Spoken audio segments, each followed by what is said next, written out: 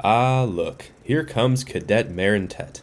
It looks as though he is enjoying the cool fall weather, taking some time to get his PT in on a nice evening run. What he does not know is that this seemingly normal situation is about to make a big 180.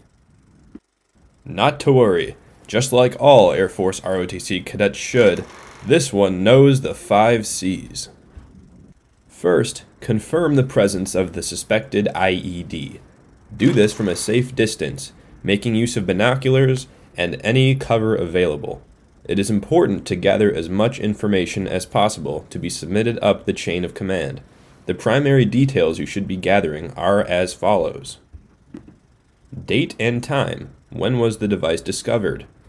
Report the activity and the location using grids. What's the type of ordnance? Was it dropped, thrown, projected, or launched?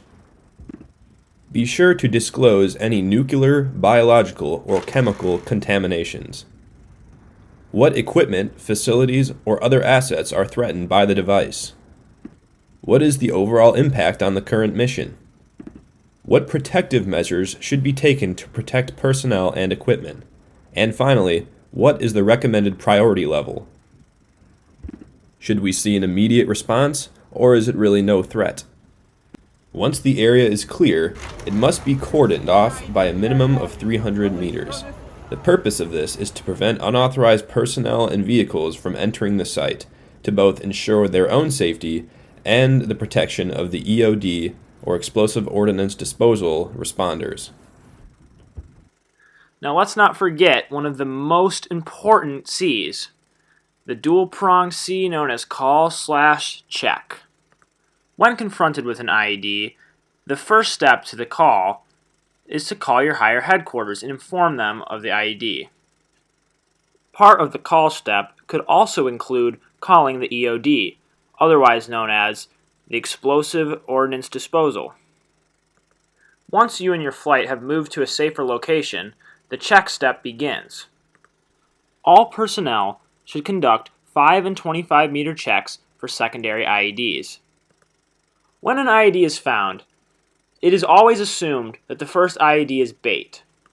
What this means is that there is likely an IED waiting in your safe, secure location. This is why it is imperative to complete the check step even when you feel that everything is safe and sound. After you've cordoned off the area, ensure no one enters the controlled space. Keep a safe distance away from the explosive and use necessary cover while keeping civilians and other authorized personnel away from the IED. Clear and set up an entry control point, or ECP, for the EOD team to come in and defuse the explosive. Until then, do not let others go towards the IED to inspect it. When the EOD team arrives, keep the controlled area clear until the EOD specialist says it is safe to resume normal operations. The IED at this point is still very dangerous. Bomb has been defused. Counter-terrorists win. Congratulations. You are now armed with the knowledge necessary to keep yourself and others safe from IEDs.